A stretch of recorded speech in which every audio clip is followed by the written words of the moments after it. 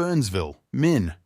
2 police officers and a paramedic were shot and killed in a Twin Cities suburb Sunday morning, authorities said, and the man who shot them is also dead.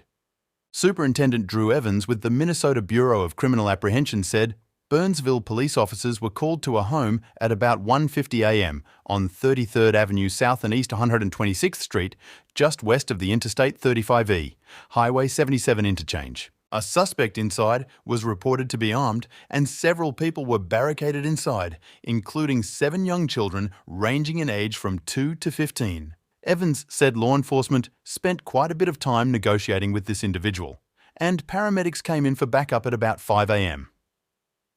Minutes later, dispatch ordered everyone to stay back after the suspect opened fire. Burnsville city officials identified the victims as officers Paul Elmstrand and Matthew Rouge and firefighter-paramedic Adam Finseth. Sergeant Adam Medlicott with BPD was also shot but is expected to survive. The suspect, who has not been identified, was reported dead at about 8 a.m. and the family members in the home made it out safely a short time later. Evans said details surrounding the timing and exchange of gunfire are not clear at this point in the investigation. Several officers did return fire, Evans said. I will note this individual had several guns and large amounts of ammunition. Neighbours described the scene. Jason Skogg said he started to see a large police and SWAT presence in the neighbourhood at about 2 a.m, but said things escalated around 5 a.m.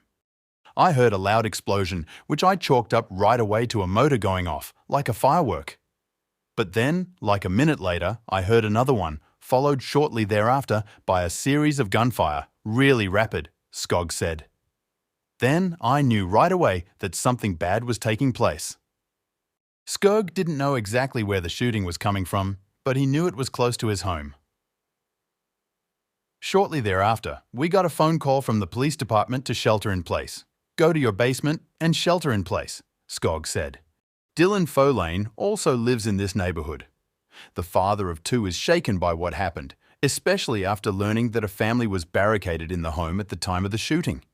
This is a tragedy, and I have to now explain to my daughter what happened today, and it's just the thought of those kids. That's what really hits home to me, and my heart goes out to the families of the responders, Folane said. Sean Flynn lives around the corner. Definitely some extra hugs and cuddles this morning with my boys and wife, Flynn said. Thankful that something like that hasn't happened in our life, and it hopefully never will. It's also a stark reminder that you never know you wake up Sunday morning and everything has gone sideways. Hundreds line metro streets to honour victims. At Hennepin Healthcare in downtown Minneapolis, police and first responders from multiple cities gathered to show support Sunday afternoon. Injured officers are often taken to the hospital due to its status as a Level 1 trauma centre.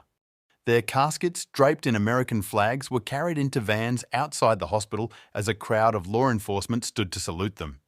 Doctors, nurses and other hospital staff lined up in the Skyway to see them off.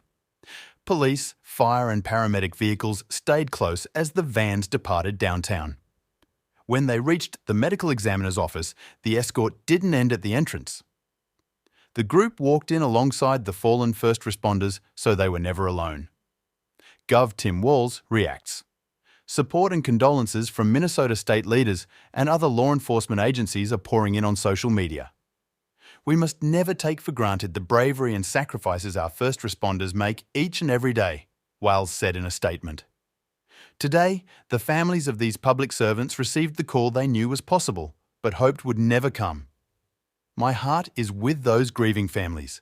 The state of Minnesota stands ready to support in any way we can. This is a tragic loss for our state. Walz ordered flags be flown at half-staff starting Monday at sunrise. Vigil held for victims outside Burnsville City Hall.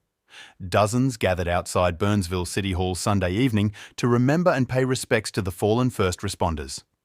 Burnsville City Manager Greg Lindberg thanked the community for its support and grace.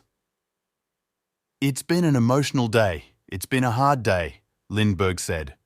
I have the distinct privilege of working alongside the men and women of our police department and our fire department who choose to come to work every day and risk their lives to the benefit of all of us.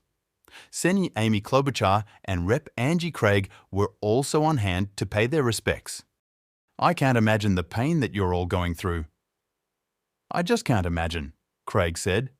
"But what I want to say is to all of our officers out there, to all of our paramedics, our fire department, thank you for what you do." Police from cities across the metro showed solidarity, a part of a grieving community that reaches far beyond Burnsville. Sunday's shooting marks the 9th time since June that first responders have been killed or hurt by gunfire in Minnesota or surrounding communities. The Officer Down Memorial page says a total of 18 officers nationwide have been killed in the line of duty so far this year, with 4 of them by gunfire.